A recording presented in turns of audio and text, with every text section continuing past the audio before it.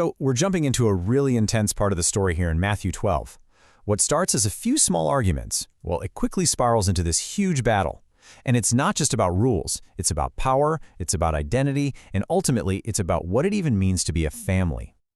It all kicks off with this wild idea, 4 violations of the Sabbath in a single mouthful. I mean, how is that even possible, right?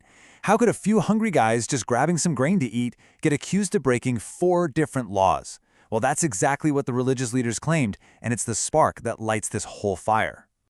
All right, so picture this. Jesus and his disciples. They're walking through a grain field. It's the Sabbath. They're hungry. So they do something that was totally allowed under God's law for travelers. They just pluck a few heads of grain and eat. Simple, right?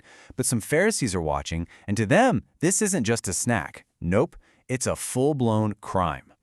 And here's where it gets kind of wild.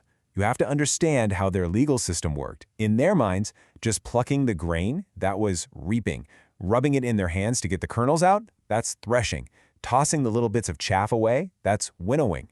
And the whole thing, well, that's preparing food. So, boom, 4 separate acts of work, all forbidden on the Sabbath, at least according to their very, very specific rulebook.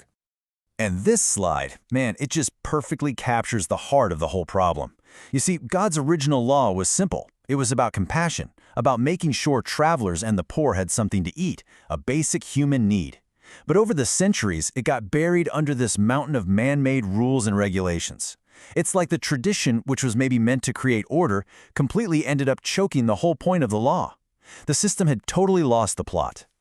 So Jesus' comeback here is just brilliant.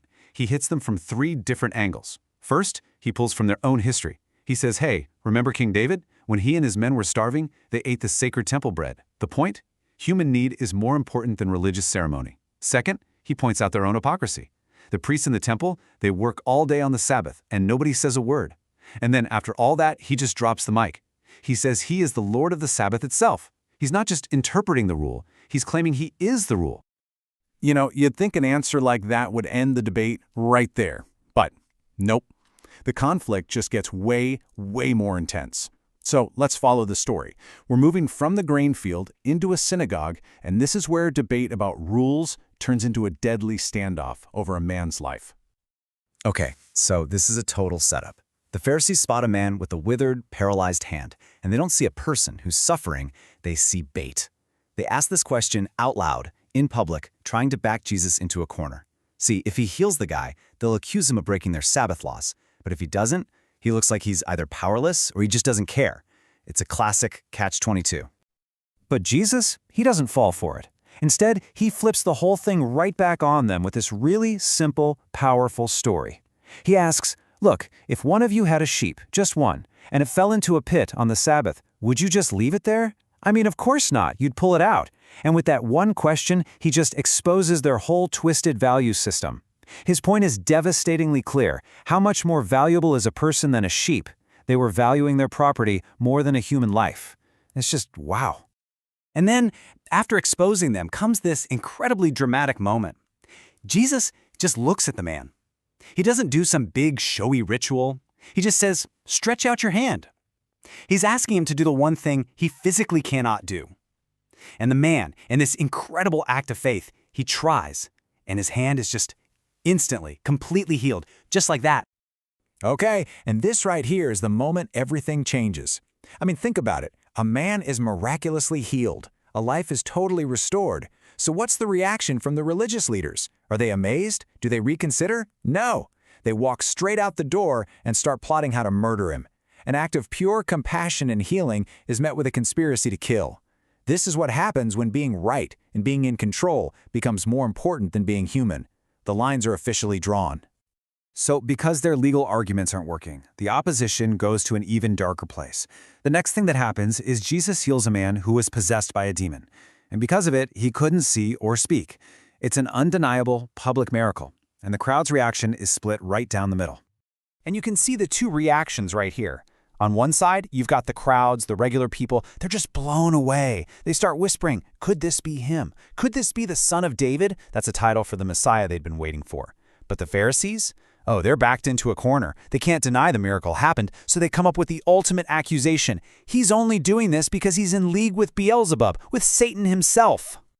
Yeah, and Jesus just immediately tears that argument apart with simple logic. He's like, think about it for a second. Every kingdom that's divided against itself just falls apart. If Satan is casting out Satan, he's fighting himself. It's completely absurd. I mean, Satan might be evil, but he's not stupid. A civil war is the fastest way to destroy your own kingdom. And then he uses this really powerful analogy, this picture of a strong man's house. He says, look, you can't just walk into a strong man's house and steal all this stuff. You can't, not unless you first overpower him and tie him up.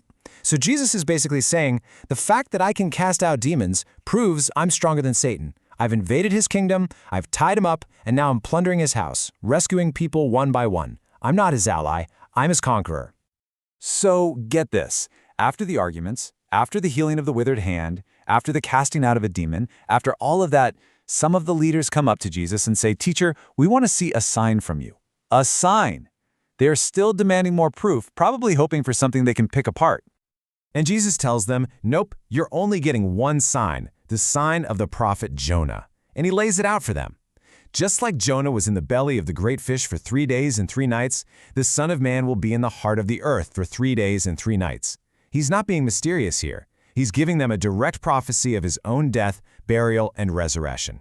That will be the final, undeniable sign. And then he really lowers the boom on them for their stubborn disbelief. He says, you know what?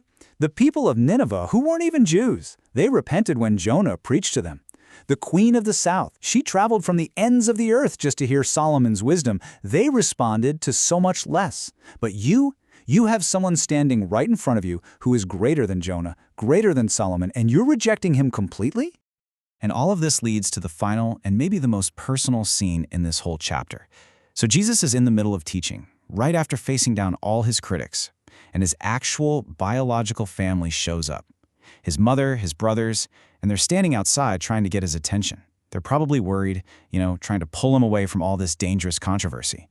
So someone tells him, hey, your mom and brothers are outside looking for you. And Jesus' response is this really jarring question. Who is my mother and who are my brothers? Now, at first that sounds almost rude, right? But he's not dissing his family. He's using this interruption to make a huge point, to totally redefine what it means to belong. And then he gives his radical answer. He stretches out his hand toward his disciples. These are the people who have left everything to follow him. And he says, here are my mother and my brothers. He declares that these people are his real family. He's creating a new kind of community, a new kind of family that's not based on blood or genetics, but on a shared mission and a shared commitment to doing God's will. So, when you pull it all together, what are the big ideas from this whole escalating conflict? First, human need. Mercy, compassion is supposed to come before rigid rituals, always. Second, when you stubbornly reject the truth over and over, you don't get smarter. You actually end up spiritually blind. And finally, and maybe most importantly, true family, true community is defined by what you're committed to together, not just by who your relatives are. And that really leaves us with something to chew on, doesn't it? In a world that's so often divided by our history, our heritage, our bloodlines, what does it actually mean to build our community, our real family, based on a shared purpose instead?